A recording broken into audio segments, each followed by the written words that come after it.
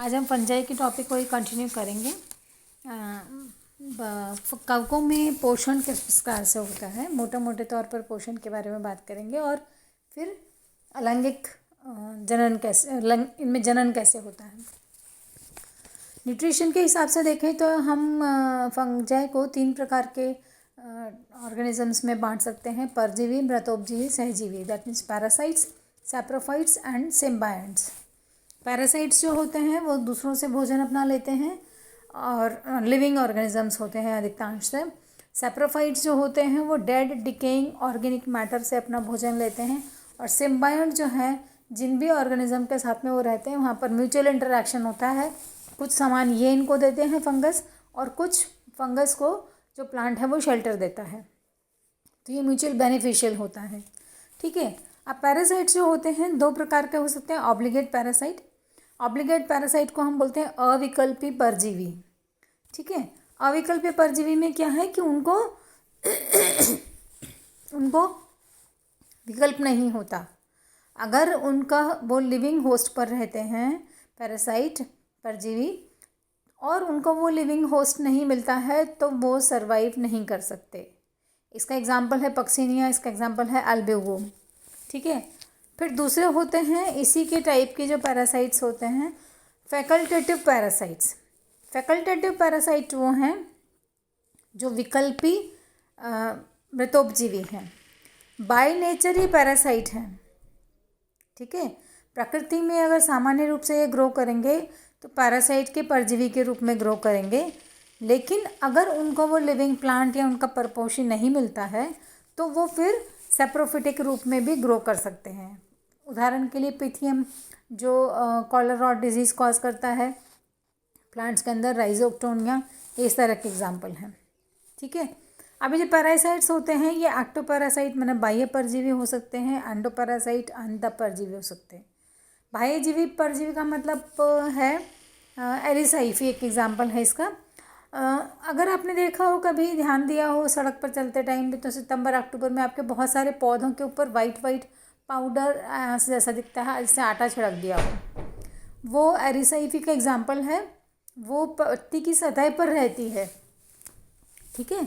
और सिर्फ अपने आप को एस्टेब्लिश करने के लिए, अपने आप को जुड़े रखने के लिए पौधे से सिर्फ एपिडर्मिस लेयर तक उसका अंदर पेनिट्रेशन होता है, ज़्यादा पेनिट्रेशन नहीं होता।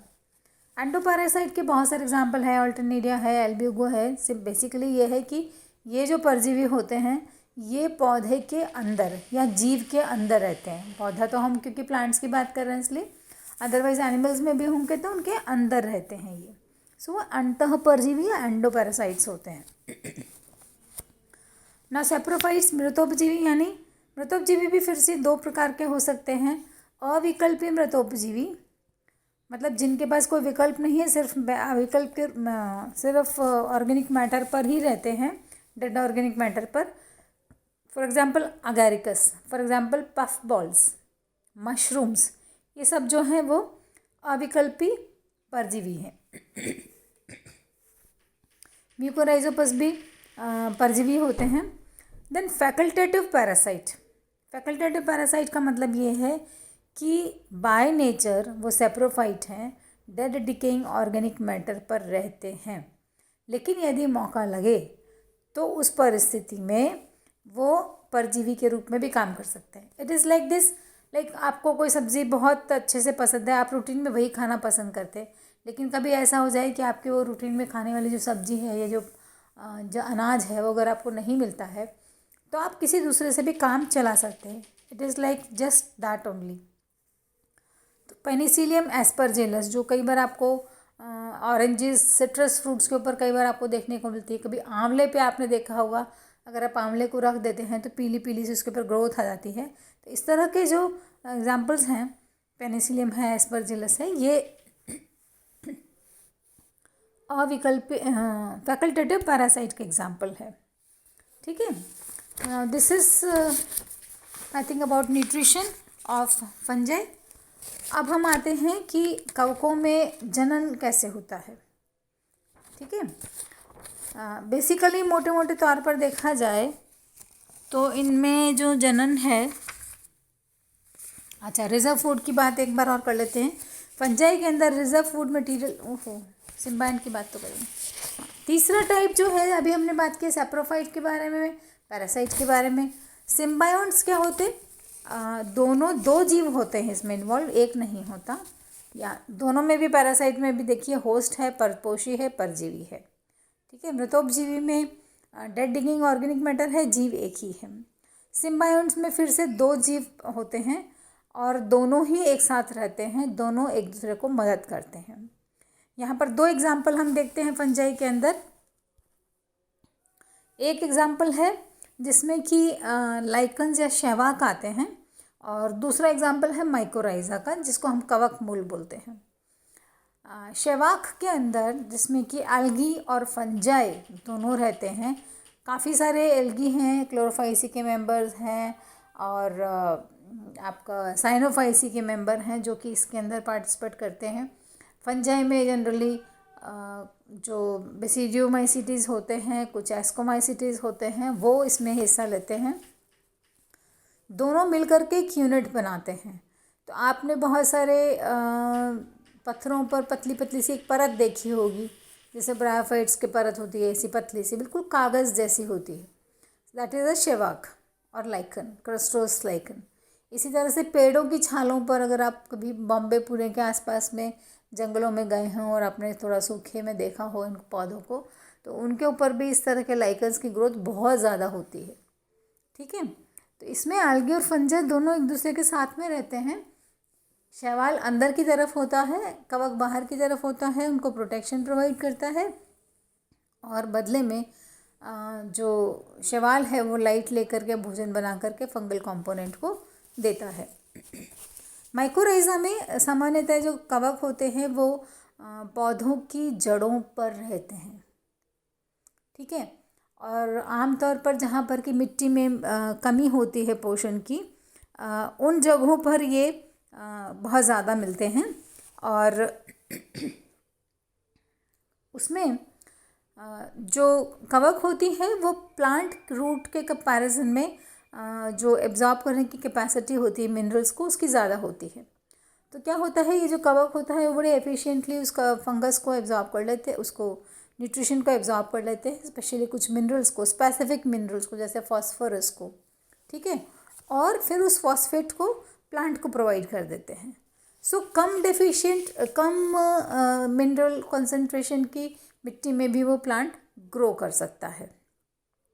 अभी दो प्रकार के होते हैं, एक्टोमाइकोराइजा होते हैं। एक्टोमाइकोराइजा जो हैं मैंने बाह्य पोषी कवक मूल, उसमें जो कवक होती है वो रूट के चारों तरफ एक जाल सा बना लेती है। ठीक है, और ये जो जाल होता है ये मिट्टी से अपना पोषण लेता है, और वो पोषण फिर वो इंटर्न उस पौधे को दे देता है। और पौधा क्या करता है, क्योंकि वो भोजन बना रहा है, वो भोजन जो है वो रूट के माध्यम से उस फंगस तक पहुंच जाता है। ठीक है, तो पाइनस में जैसे जो रूट्स आपको मिलते हैं, जो माइकोराइजा मिलता है वो एक्टोमाइकोराइजा होता है, उसके ऊपर जाल सा बन जाता है एक। दूसरे प्रकार का होता है माइकोराइजा अंतःपोषी माइकोराइजा या एंडोमाइकोराइजा। इसमें आमतौर पर फंगस जो होती है ऊपर तो थोड़ा मोड़ा रहती है, लेकिन ज़्यादातर वो फंगस रूट के कॉर्टेक्स टिश्यू में या और जो टिश्यूज़ होते हैं उसमें पेनिट्रेट कर जाता है, और वहाँ पे कुछ कुछ संरचनाएं बनाता है। फॉर एग्जांपल ऑर्किड्स में आपको ये देखने को मिलेगा इस तरह का सिस्टम। तो ये इस तरह से पोषण अपना लेते हैं अलग अलग। सामान्यतः एल्गी में, फंजाई में वैसे आपको बहुत सारी सिमिलैरिटीज़ मिलेंगी संरचना के अंदर देखने में, लेकिन दो तीन चीज़ें जो है मैं इंपॉर्टेंट यहाँ बता दूँ क्या क्या डिफरेंस है।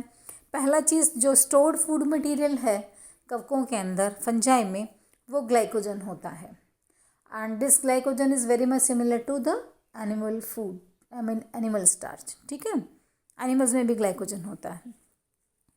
इसके अलावा ऑयल ड्रॉपलेट्स हो सकते हैं सेल के अंदर, reserve food material. Cell wall जो होता है, अधिकांश जो वो होते हैं वो अधिकांश कवकों में सेल वॉल काइटिन की बनी होती है, जबकि जो जितने भी एल्गी होते हैं, जितने भी प्लांट्स होते हैं, उनमें जो वॉल होती है वो सेलुलोज की बनी होती है। इसके अलावा इनका पोषण का तरीका दोनों का फ़र्क है, एल्गी का और उसका। एंजाइम्स, फंगस जो है वह एंजाइम्स बाहर सिक्रीट करती है माध्यम के अंदर। वो माध्यम में एंजाइम काम करते हैं, उसको ब्रेक डाउन करते हैं सब्सटेंस को, और फिर जो सिंपलर सब्सटेंस होता है उसको वो जो फंगस होती है वो एब्जॉर्ब कर लेती है। एल्गी में ऐसा नहीं होता। Algae water and minerals absorb करते हैं, कार्बन डाइऑक्साइड लेते हैं और अपना खुद फूड जो है वो खुद बनाते हैं। ठीक है। इसके अलावा इनका जो राइबोसोमल आरएनए के कंपोनेंट्स होते हैं उनमें काफ़ी डिफरेंस है, इसीलिए कवकों को बिल्कुल एक अलग ग्रुप में रखा गया है, जिसको कि हम बोलते हैं, जिसको हम जगत लेवल पर हमने इसको लेके रखा है। ठीक है, इसीलिए इसको जगत लेवल पर लिया गया क्योंकि इसके बाकी प्लांट से इसका काफ़ी डिफरेंस है। अभी अगले क्लास में हम बात करेंगे रिप्रोडक्शन इन फंजाई, किस किस तरह से